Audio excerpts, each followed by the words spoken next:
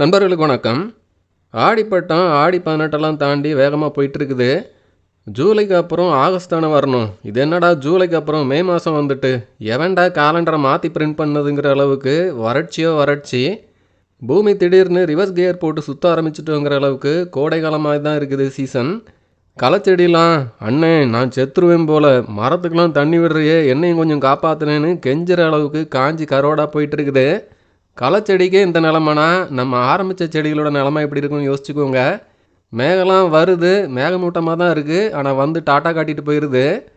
தைப்பட்டம் season எப்படி போயிட்டுருக்கு, மன்னிக்கவும் ஆடிப்பட்டம் எப்படி போயிட்டுருக்கு, என்னென்ன நாற்றுகள்லாம் ரெடி பண்ணியிருக்கிறேன், அதெல்லாம் தோட்டத்தில் எடுத்து வச்சாச்சா, செடிகளோட வளர்ச்சி எப்படி இருக்குது, வாங்க விரிவாக அந்த வீடியோவில் பார்க்கலாம்.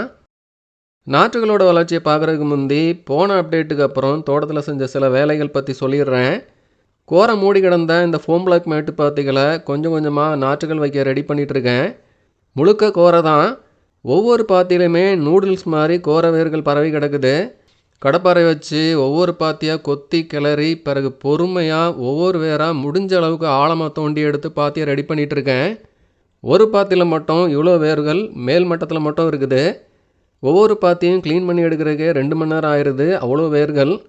மொத்தமாக 16 பாத்தி இருக்குது. இதுக்கே 1 மாதம் போயிடும் போல். ஒரு களைச்செடியை சரியாக பராமரிக்காம விட்டு எவ்வளோ வேலை பாருங்கள். தோட்ட வேலைனா இப்படி தான் இருக்கும். ஒரு வாரம் முழுக்க இந்த வேலை தான். ஒரு 6 பாத்திகளை ரெடி பண்ணியிருக்கேன். இன்னும் மிச்ச பாத்திகளை மெதுவாக ரெடி பண்ணணும். அதிகமாக செம்மண் இருந்ததுனால மண் கொஞ்சம் இறுகி போயிருந்துச்சு. கோரையெல்லாம் எடுத்துட்டு மேலே ஒரு லேயர் மண்ணை எடுத்துட்டு கொஞ்சம் எம்சாண்ட் கலந்து விட்டேன். பிறகு மேலே ஒரு லேயர் தொழு உரம் போட்டு கலந்து அப்புறம் தான் செடி வைக்க பாத்தி ரெடியாக இருக்குது. இனி கோரையே வராதானா நாற்றை எடுத்து வச்சு ஒரு வாரத்திலேயே கொஞ்சம் கொஞ்சமாக கோரை எட்டி பார்க்க ஆரம்பிக்கும். கொஞ்சம் ரெகுலராக களை எடுத்து பராமரித்தா கொஞ்சம் கட்டுப்படுத்தலாம். மற்றபடி கோரையை மொத்தமாக அடித்து விரட்டுறது முடியாத காரியம்தான். அப்புறம் கல்கால் பந்தலில் பழைய காஞ்ச கொடிகள் எல்லாம் அப்படியே விட்டு பார்க்குறக்கே ஒரு மாதிரி இருந்துச்சு. நம்ம ரூம் குப்பையாக கிடந்தால் எந்த வேலையுமே ஓடாது, மனசு டல்லாக ஒரு ஃபீல் கொடுக்கும் இல்லையா. ரூமை க்ளீன் பண்ணி எல்லாத்தையுமே ஒழுங்குபடுத்தினா மனசுக்கும் ஒரு உற்சாகம் வந்துடும். அது மாதிரி தான் காய்கறி கொடிகளை மட்டும் விட்டுருந்தா கூட இந்தளவுக்கு இருந்திருக்காது. கிழங்கு கொடிகள் எல்லாம் ரொம்ப சுற்றி படரும். காஞ்சாலும் கொடி உறுதியாக அப்படியே இருக்கும். இதை க்ளீன் பண்ணால் தான் பந்தல் பார்க்குறதுக்கும் நல்லாயிருக்கும். ஆடிப்பட்டம் காய்கறி கொடிகள் படறதை பார்க்குறதுக்கும் நல்லாயிருக்கும். சரின்னு அதை இந்த வாரம் நீக்கிவிட்டேன். இதுவும் ஒரு பெரிய வேலை தான். காய்கறி கொடினா பிடிச்சி இழுத்தா மொத்தமாக வந்துடும். கிழங்கு கொடி, அதுவும் சிறுவள்ளி கிழங்கு மாதிரி கொடியெல்லாம் முள்ளாக வேறு இருக்கும். கொஞ்சம் பொறுமையாக எல்லாத்தையுமே நீக்கி விட்டதுக்கப்புறம் தான் பந்தல் பார்க்குறதுக்கு நல்லா இருக்குது.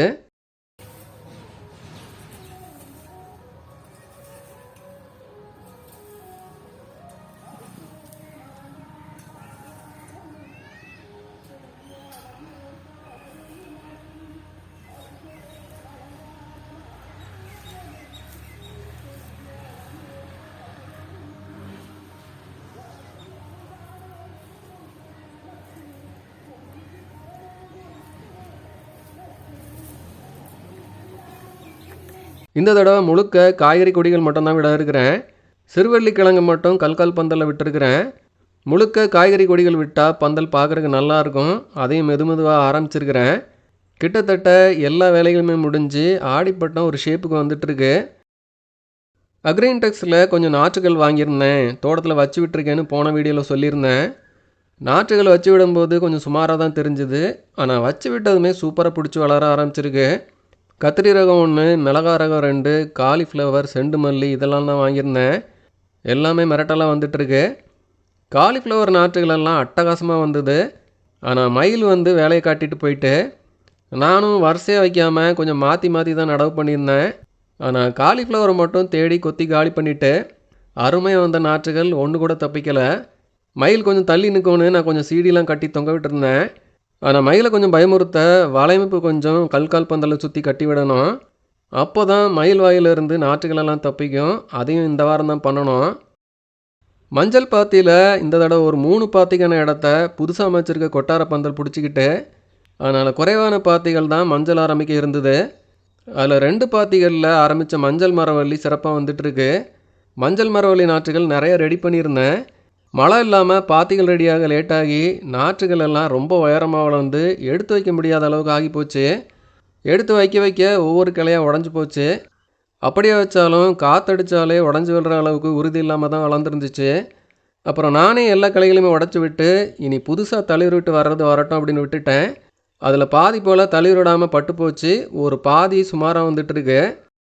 அதிர்ஷ்டவசமாக ஒரு 2 செடி மட்டும் வெட்டாமல் விட்டுருந்தேன். அதில் இருந்த குச்சிகளெல்லாம் எடுத்து ஒரு பாத்தி முழுக்க நேரடியாகவே குச்சிகளை வச்சு விட்டேன்.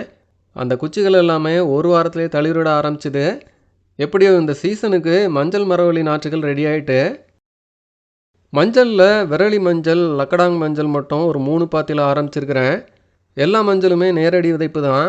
எல்லாமே அருமையாக முளைச்சி வர ஆரம்பிச்சிருக்கு. போன வருஷம் மஞ்சளில் பெருசாக ஃபோக்கஸ் பண்ணலை. செடிகள் ரொம்ப சுமாரான வளர்ச்சியில் தான் வந்தது. விளைச்சலும் சுமார் தான். இந்த தடவை கொஞ்சம் ஃபோக்கஸ் பண்ணி களை மேலாண்மையெல்லாம் சரியாக பண்ணி கொஞ்சம் ரெகுலராக மீனெல்லாம் கொடுத்து கொண்டு வரணும்னு இருக்கிறேன். கொட்டார பந்தலில் கிழங்கு கொடிகள் எல்லாம் அருமையாக படர ஆரம்பிச்சிருக்கு. இந்த பந்தல் அமைப்பு கிழங்கு கொடிகளுக்கு சிறப்பாகவே இருக்குது. எல்லா கொடிகளுமே படர ஆரம்பிச்சிருக்கு. கிழங்கு ரகங்களில் இந்த தடவை சிறப்பான ஒரு அறுவடை இருக்கும்னு எதிர்பார்க்கலாம். ஆடிப்பட்டத்துக்கு விதைச்ச விதைகளோட முளைப்புத்திறன் சிறப்பாகவே இருந்தது. எதுவுமே சொதப்பலை அப்படின்னு தான் சொல்லணும். நம்ம தோட்டத்தில் இருந்து சேகரித்த கரிபதனை கத்திரி, கொடி தக்காளி, வெள்ளைப்பாகல் எல்லாமே அருமையாக முளைச்சிருக்கு. வெள்ளைப்பாகலில் மட்டும் ஒரு 40% தான் முளைப்பு இருந்துச்சு. 10 விதைகள் போட்டேன், 4 முளைச்சிருக்கு. பொதுவாக பாகலோட முளைப்பு திறன் கொஞ்சம் வேகமாகவே கம்மியாகிட்டு போகும். 40%ங்கிறது ஓகே தான். இந்த 4 கொடிகள் இந்த படத்துக்கு போதுமானது தான். எல்லா நாற்றுகளையும் இந்த வாரம் தான் தோட்டத்தில் எடுத்து வைக்க ஆரம்பிச்சிருக்கிறேன். கொடி ரகங்கள் எல்லாம் கல்கால் பந்தலில் ஒரு லேஅவுட் போட்டு ஆரம்பித்து வச்சுருக்கிறேன். கிழங்கு ரகங்கள் கல்கால் பந்தலில் இல்லாதது பெரிய நிம்மதி. கொடி காய்கறிகள் எப்படி வருது, என்ன பிரச்சனை வருதுன்னு கொஞ்சம் பார்த்து கொண்டு வர வசதியாக இருக்கும். காய்கறி செடி நாற்றுகள் எல்லாம் ஃபோம் பிளாக் மேட்டுப்பாத்தியில் வச்சு விட்டுருக்கிறேன். வெண்டை, கொத்தவரை எல்லாம் ஒரு வாரத்துக்கு முந்தையே வச்சு விட்டுருக்கணும். டைம் இல்லாமல் லேட் பண்ணி நாற்றுகள் கொஞ்சம் முத்தி போயிட்டு வச்சு விட்டு பிடிச்சி வருதான்னு பார்க்கணும். நாற்றுகளை ஒரு பாத்தியில் தக்காளி, ஒரு பாத்தியில் கத்திரின்னு வைக்காமல் எல்லா நாற்றுகளுமே கலந்து 6 பாத்திலையும் வச்சு விட்டுருக்கிறேன். அதில் கூட ஒரு ஆர்டர் இல்லாமல் இஷ்டத்துக்கு கலந்து கட்டி வச்சுருக்கிறேன். அஸ்வினி மாவு பூச்சியெல்லாம் காராமணி வெண்டையெல்லாம் தேடி வந்தா, பைத்தியமாக இவன் இப்படி பண்ணி வச்சுருக்கான் அப்படின்னு நம்மளை காரி துப்பிட்டு போயிடணும். அப்படி கலவையாக வச்சு விட்டுருக்கிறேன். மயில் வந்து காலிஃப்ளவரை காலி பண்ணி உனக்கு அறி வரல பார்த்தியா, கோஸ் வேற வச்சு விட்டுருக்கியான்னு கொத்த வரும். வந்து பார்த்துட்டு ஒளிச்சு வச்சுருக்கேன் பாருன்னு கேவலமாக நம்மளை திட்டணும். அதனால் கொஞ்சம் கலந்து வச்சு விட்டுருக்கிறேன். ஏதாட்டு பலன் இருக்கா அப்படின்னு கொஞ்சம் வெயிட் பண்ணி பார்க்கலாம். கிட்டத்தட்ட எல்லா நாற்றுகளுமே ஆரம்பித்தாச்சு. செடி அவரை, செடி பீன்ஸ், கொடி பீன்ஸ் மாதிரி சில செடிகள் இன்னுமே ஆரம்பிக்கலை. வர வாரங்களில் ஆரம்பித்து விடணும். வெள்ளை பூசணி, மஞ்சள் பூசணி எல்லாம் செப்டம்பரில் ஆரம்பித்து விடணும். மயில் கொத்தி போட்ட காலிஃப்ளவரை மறுபடியும் ஆரம்பிக்கணும். எதுவும் ஸ்பெஷல் வெரைட்டி கிடைச்சாலும் ஆரம்பிக்கணும். கூடவே கொஞ்சம் கீரைகளும் ஆரம்பித்து விடணும். ஆடிப்பட்டத்துக்கு பாக்கி இருக்க செடிகள் இவ்வளவு தான். நாற்றுகள் வச்சு விட்டு வீட்டுக்கு கிளம்பலான்னு நினைக்கும்போது லேசாக தூர ஆரம்பிச்சுது. என்னையா ஓட்டுற அப்படின்னு வர்ணபவனுக்கு கோவம் வந்துடுச்சு போல். இனி உட்காந்து களை எடுத்துக்கிட்டு அப்படின்னு சாபம் விட்டார். மழை பொழந்து கட்ட ஆரம்பிச்சுது. காஞ்சி போன களைச்செடிகள் எல்லாம் ஹாப்பி என்னாச்சு அப்படின்னு சொல்லலாம். பொதுவாக நான் தோட்டத்தில் நாற்று வச்சு விட்டு உடனே மழை ஒன்று வந்து நாற்றுகளுக்கு தண்ணி விட்டுட்டு போகும். போன சீசன் வீடியோ பார்த்தாலும் தெரியும். இந்த சீசனுக்கும் மழை வந்து ஒரு வாழ்த்தை சொல்லிட்டு போயிருக்கு. வச்ச நாற்றுகளுக்கு முதல் நீரே மழை நீர் அப்படிங்கிறது சிறப்பு தான். இந்த பட்டமும் சிறப்பாக வரும்னு ஒரு நம்பிக்கையை மழை வந்து கொடுத்துருக்கு. அப்படியே கொஞ்சம் அடிக்கடி இந்த பக்கம் வாங்க பகவானே, லாங் லீவ்லலாம் போயிடாதீங்க அப்படின்னு ஒரு வேண்டுகோள் வச்சுருக்கிறேன். கொடியெல்லாம் வச்சு விட்டுட்டாரு. போய் அண்ணனை டார்ச்சர் பண்ணுவோம் அப்படின்னு சிவப்பு வண்டுகள் இந்நேரம் தோட்டத்துக்கு வந்திருக்கோம். எதுக்கு கொஞ்சம் கொஞ்சமாக டார்ச்சர் பண்ணுற, ஒரே பிடுங்கிற வேண்டியதானே அப்படின்னு இன்னொரு பக்கத்தில் மயில் வந்து தொல்லை பண்ணோம். எல்லாத்தையுமே சமாளித்து பட்டத்தை சிறப்பாக கொண்டு வர முடிஞ்ச எல்லாத்தையுமே பண்ணுவோம். மற்றது இயற்கை கையில். அவ்வளோதாங்க. வீடியோவை வறட்சியாக தொடங்கி நல்ல மழையோடு முடிச்சிருக்கேன். இந்த ஆடிப்பட்டம் அப்டேட் உங்களுக்கு பிடிச்சிருக்கோன்னு நம்புகிறேன். ஆடிப்பட்டத்துக்கான விதைகள் வேணும்னா எனக்கு வாட்ஸ்அப் பண்ணுங்கள். கரிபதனை கத்திரி, பட்டர் டேஸ்ட் பிரிஞ்சால், கொடி தக்காளி எல்லாமே இருக்குது. க்ரோ பேக்ஸ், யூபிவிசி ஜாயின் வேணும்னாலும் எனக்கு வாட்ஸ்அப் பண்ணுங்கள். ஒரு வாரத்தில் அனுப்பிச்சி வைக்கலாம். உங்கள் ஆடிப்பட்டம் எப்படி போகுதுன்னு கமெண்ட்டில் சொல்லுங்கள். வீடியோ பற்றி உங்கள் கருத்துக்களை சொல்லுங்கள். வீடியோ பிடிச்சிருந்தால் லைக் பண்ணுங்கள். உங்கள் நண்பர்களுக்கு ஷேர் பண்ணுங்கள். இது வரைக்கும் சேனலை சப்ஸ்கிரைப் பண்ணாத நண்பர்கள் மறக்காமல் சேனலை சப்ஸ்கிரைப் பண்ணிக்கோங்க. நன்றி.